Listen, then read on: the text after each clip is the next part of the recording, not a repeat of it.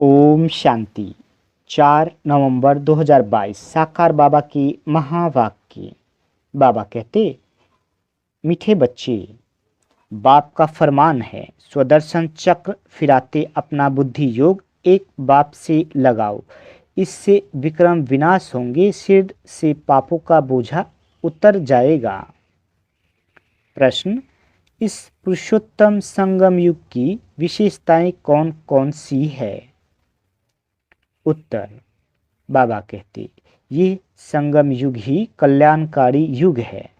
इसमें ही आत्मा और परमात्मा का सच्चा मेला लगता है, जिससे कुंभ का मेला कहते हैं।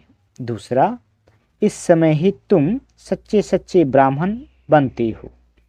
तीसरा, इस संगम पर तुम दुख धाम से सुख धाम में जाते हो, दुखों से छूटते हो।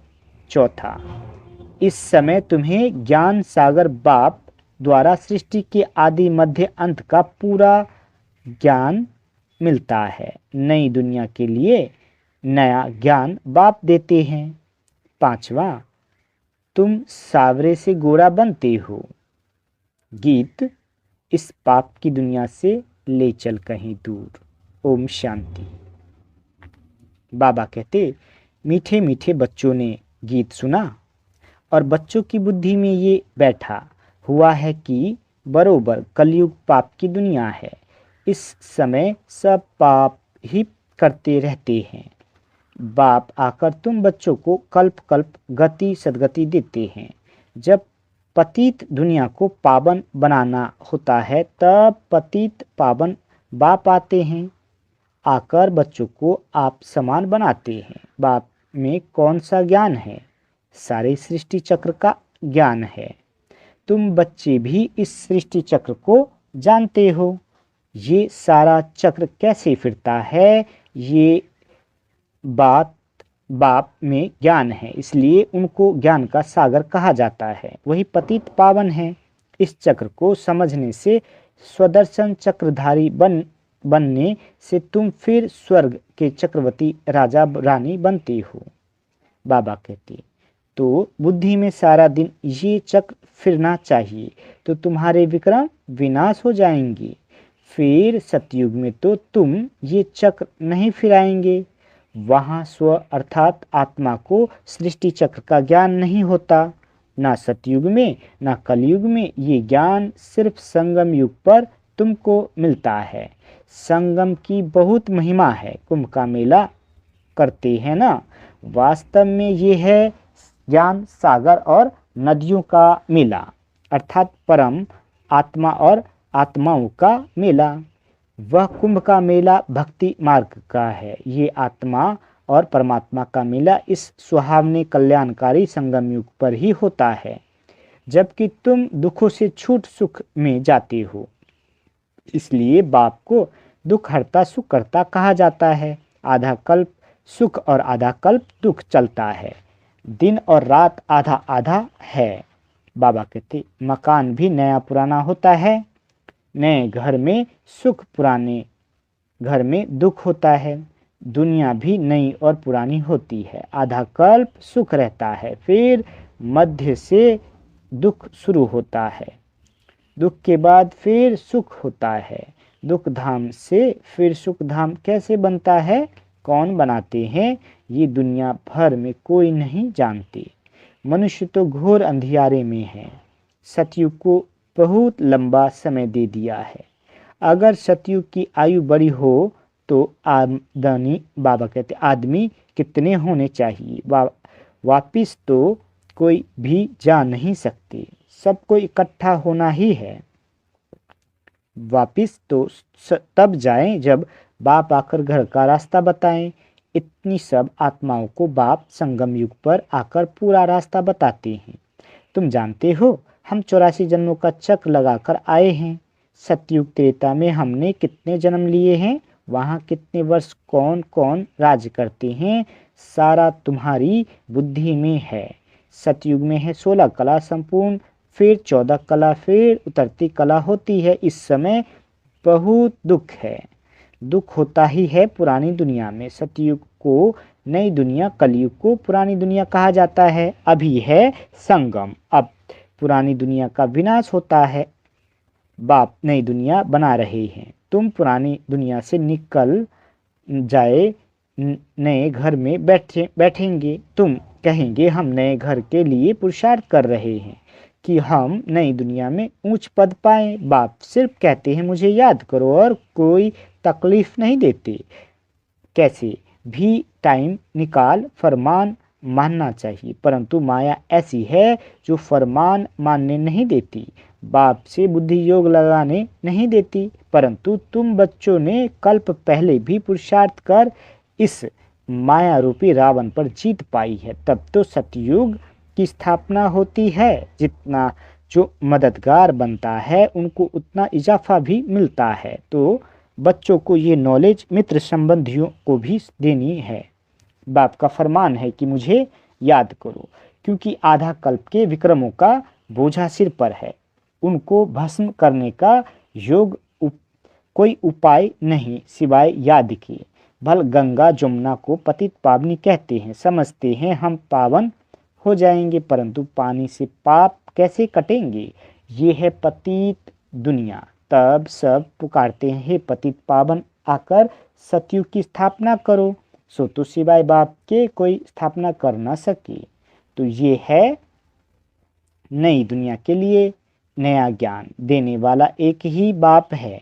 श्री कृष्ण ने ज्ञान नहीं दिया। श्री कृष्ण को पतित पावन नहीं कहा जाता।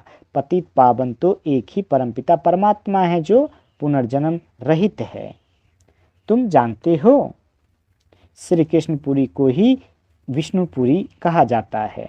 श्री कृष्ण की राजधानी अपनी, राधे की राजधानी अपनी, फिर उन्हों की आपस में सगाई होती है। राधे कृष्ण कोई भाई बहन नहीं थे, भाई बहन की आपस में शादी नहीं होती।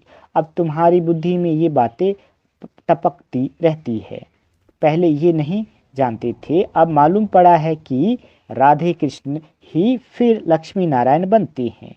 स्वर्ग के महाराजा और महारानी, प्रिंस और प्रिंसेस राधे कृष्ण गाए हुए हैं। उनके माँ बाप का इतना ऊंचा मर्तबा नहीं है। ये क्यों हुआ? क्योंकि उन्होंने माँ बाप कम पढ़े हुए हैं। राधे कृष्ण का जितना नाम है उनके माँ बाप का तो जैसे नाम है नहीं। वास्तव में जिसने जन्म दिया उनका नाम बहुत होना चाहिए, परंतु नहीं। राधे कृष्ण सबसे ऊंच है, उनके ऊपर तो कोई है नहीं। राधे कृष्ण पहले नंबर में गए हैं, फिर पहले नंबर में महाराजा महारानी भी बने हैं।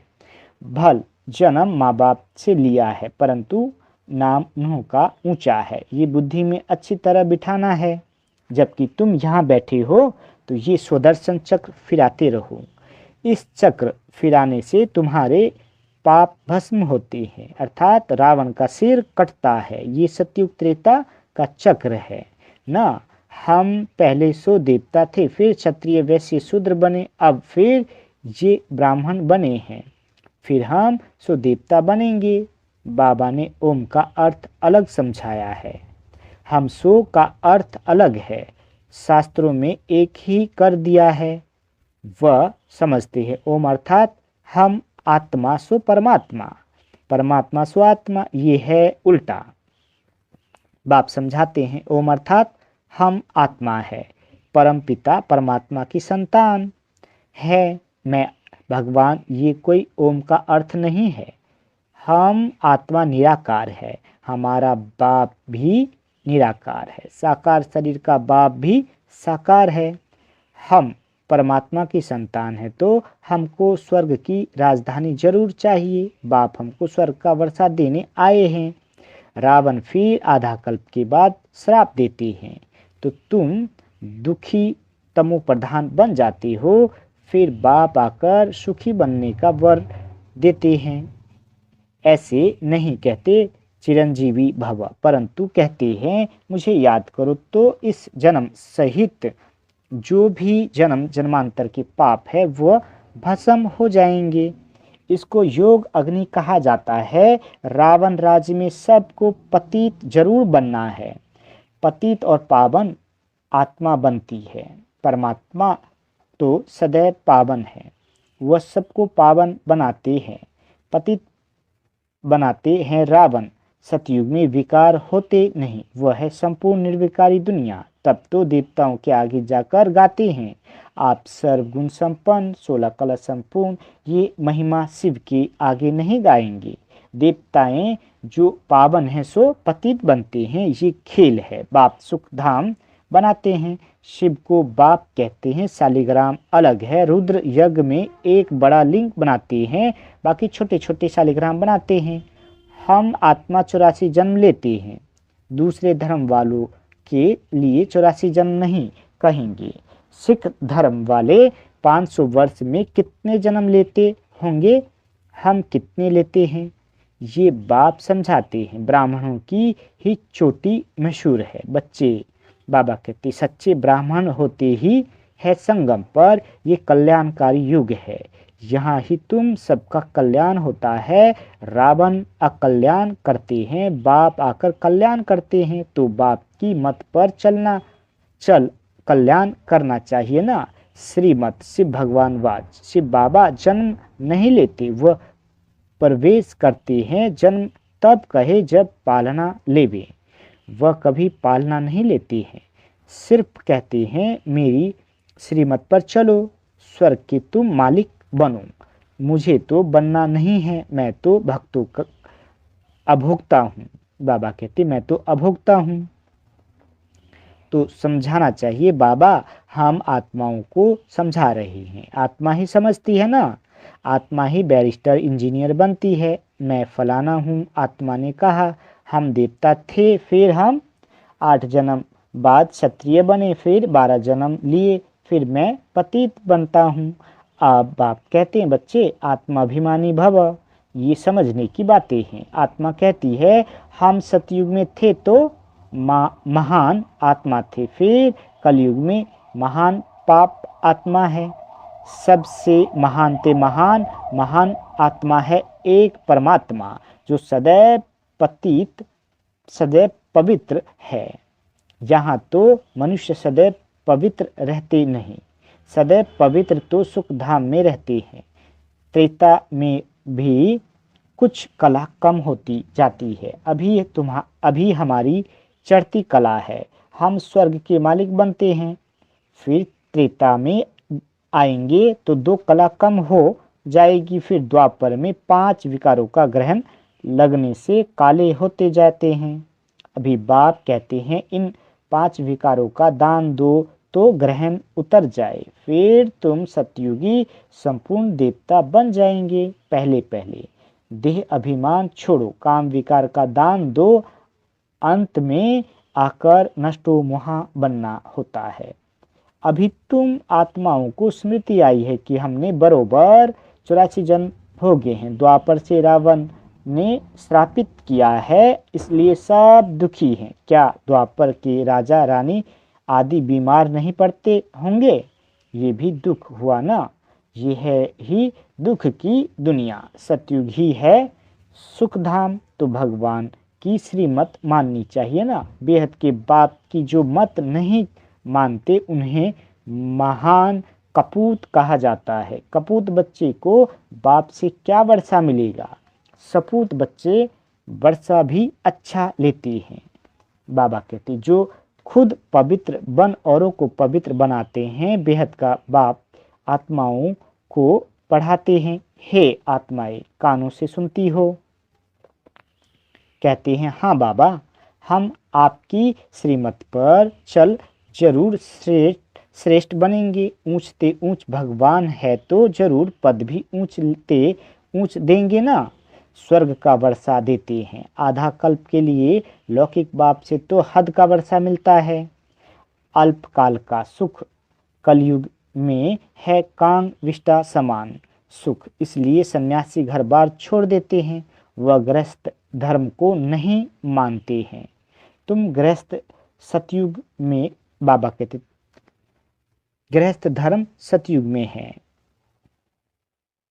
गृहस्थ धर्म सतयुग में है ना, तुम जानते हो।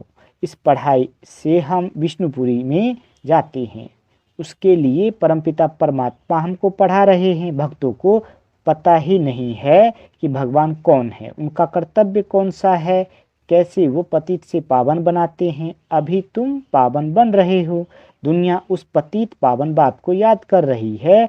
अभी तुम संगम युग पर खड़े हो, बाकी सब कलयुग में है।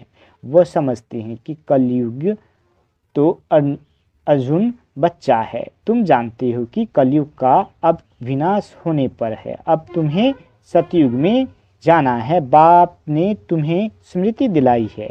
मैं कल्प कल्प तुमको वर्षा देता हूँ, तो वर्षा पूरा लेना चाहिए ना। तो बाप ऐसे थोड़े ही कहते हैं कि यहाँ बैठ जाओ, भल घर गृहस्थ में रहो, सिर्फ ये सुदर्शन चक्र फिराते रहो और नष्टो मोहा हो जाओ। एक सिर्फ बाबा, दूसरा ना कोई। हम जानते हैं कि अब हमारा नया संबंध जुट रहा है, तो पुराने में ममत नहीं रखना चाहिए। नई दुनिया, नई राजधानी से ममत रखना है। अब तो मौत बिल्कुल सिर पर सवार है, तैयारी होती रहती है। सतयुग में अकाली मृत्यु होती नहीं, समय पर एक पुराना खाल छोड़ नहीं ले लेते हैं। अच्छा, मीठे मीठे से केले दे बच्चों प्रति माता पिता बाप दादा का याद प्यार और गुड मॉर्निंग। रूहानी बाप की रूहानी बच्चों को नमस्ते। हम रूहानी बच्चों की रूहानी माता पिता बाप दादा को याद प्यार गुड मॉर्निंग और नमस्ते मीठे बाबा नमस्ते। धारणा के लिए मुख्य सार। पहला पॉइंट, स्वदर्शन चक्र फिराते पूरा पूरा नष्टो मोहा बनना है। मौत सिर पर है, इसलिए सबसे ममत निकाल देना है। दूसरा पॉइंट, बाप से वर्षा लेने के लिए पूरा श्रीमत पर चलना है। आत्माभिमानी बन सपूत बच्चा बनना है। बाबा वरदान देते, मन और बुद्धि को सदा सेवा में बिजी रखने वाले निर्विघ्न सेवाधारी भव। बाबा कहते, जो जितना सेवा का उमंग उत्साह रखते हैं उतना निर्विघ्न रहते हैं, क्योंकि सेवा में बुद्धि बिजी रहती है। खाली रहने से किसी और को आने का चांस है और बिजी रहने से सहज निर्विघ्न बन जाते हैं। मन और बुद्धि को बिजी रखने के लिए उसका टाइम टेबल बनाओ। सेवा व स्वयं के प्रति जो लक्ष्य रखते हो, उस लक्ष्य को प्रैक्टिकल में लाने के लिए बीच बीच में अटेंशन जरूर चाहिए। अटेंशन कभी टेंशन में बदली ना हो जाए। टेंशन होता है वहाँ मुश्किल हो जाती है। स्लोगन, सेवा से जो दुआएं मिलती है वही तंदुरुस्ती रहने का साधन है। अच्छा, ओम शांति मीठे बाबा।